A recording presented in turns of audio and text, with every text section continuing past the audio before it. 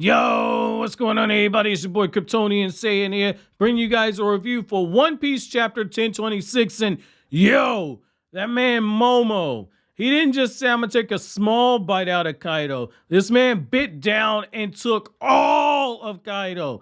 I love what we see right here. Pause. But I gotta say, man, Luffy was really able to get through to this kid. And it's just continuing that whole theme of ever since we got to a new world, there was this need to protect children. Now, as we're transitioning over to the final phase of One Piece, we are now in a situation where the children are taking those steps forward. Whether or not you have Tama or Momo, Yamato, they're taking the steps forward to essentially step out of the shadows of the adults and forge this new world forward. And I love what we see right here because Momo gets that word of encouragement from Luffy where Luffy says, yo, you just bit one of the 4 emperors of the sea.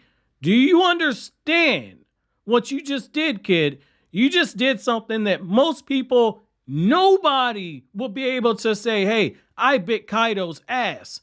You just bit this man and you live to talk about it. Now, if you could do that to him, what in the fuck do you think you could do to all of those people down there? And I like that right there because what this is essentially doing is Luffy is building up Yamato as well as building up Momo to go raise some hell. And I love that right there. This is very good. And so I like how after we transition away from Tama's flashback and we see her as the focus of the flashback of our master, what I like is that we have the island coming in sight. You have the world government, you have the spy that's watching everything, reporting, and we're finding out like, oh man, Yamato's all busted and bloodied up, but we got Luffy riding on top of another dragon. I don't understand what's going on here. Queen comes to the realization like, oh, this has to be an enemy. Fine, sure, whatever. Kaido shoots off his mouth blast. Momo, after Luffy says, hey, can you do the same thing? Momo,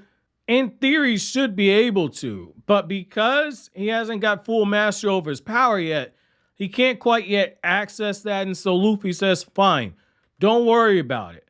And Luffy jumps forward and just starts going to town on Kaido. And Luffy tells him, hey, I need you to go ahead and bite down on Kaido for me. Just hold him still and I'll do the rest. And you see as Momo is trying to work up the nerve. And you get this excellent use of flashbacks where Momo's thinking back to how the castle is surrounded. Kaido's coming in. His own mother was in a terrible situation. Momo's crying. He's being held over the balcony by Kaido. That sense of helplessness, all those memories, they just start flooding back. And in that moment right there, Momo just bites down on Kaido. And you see Kaido's over-the-top expression. The next thing he's thinking about is how Kaido was insulting this man's father, saying like, you know, Odin was a fool. He's talking all this trash. Kaido's trying to talk crazy to him now. And the way that he's thinking to himself, he says, my country was ruined. If it hadn't been for you, my mother and father would still be alive. And I like how that's one of the things that's powering him forward. And this is one of those times where Luffy just needs a small slither of a second, and he's gonna get in that huge shot that he has to do. And Luffy just hammers in on Kaido, and you can tell based on how the arm is drawn, it really looks like Luffy was using armament hockey and infusing his attack with it, where he could send some of that through Kaido. Kaido's taking heavy damage, and as this is taking place, we get the transition to where Cat Viper has basically been taken down. Dogstrom's been taken down. Both of them are in a situation where the full moon is no longer accessible for them. So we're in a situation where they can't tap into their true power just yet anymore. But after Luffy gives that pep talk and people are hearing that it's Momo, we get this really good scene where Luffy is looking over there at Kaido. He's like, yo, Kaido, me, you square up. Fuck them other dudes down there. We about to go swap hands right now. Luffy's staring at Kaido as Kaido's rushing forward.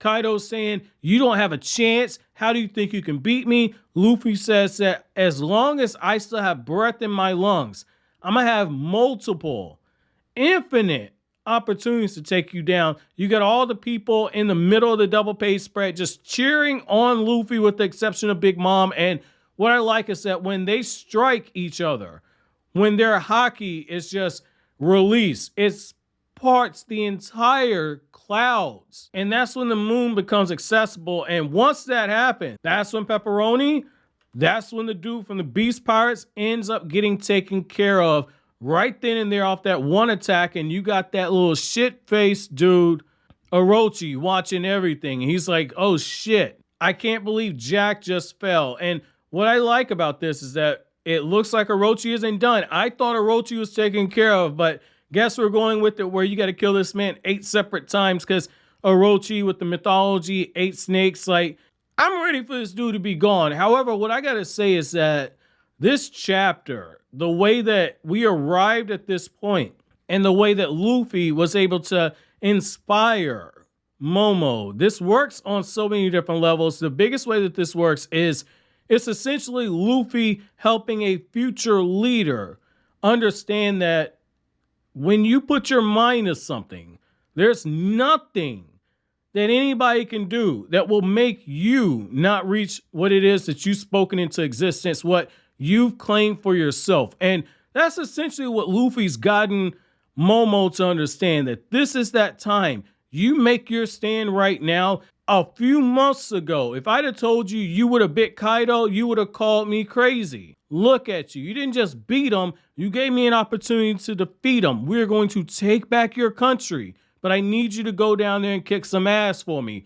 I like how Luffy is leading by example, and by leading by example in this instance and speaking with the authority, he's showing Momo what it truly means to be a leader, and he's giving Momo that final push to help him establish what's ultimately going to be the defining moments where when people start singing about the legend of Momo later on, they're going to be talking about moments like this. So I like what we see right here. So my chapter question to you guys is, what do you guys think it says about Luffy that he was able to inspire so much out of Momo in this chapter? Let me know down in the comment section below. So always, guys, like anything I had to say, don't forget to comment, rate, subscribe, and share. Thank you so much for watching to the end. Have an awesome day, guys.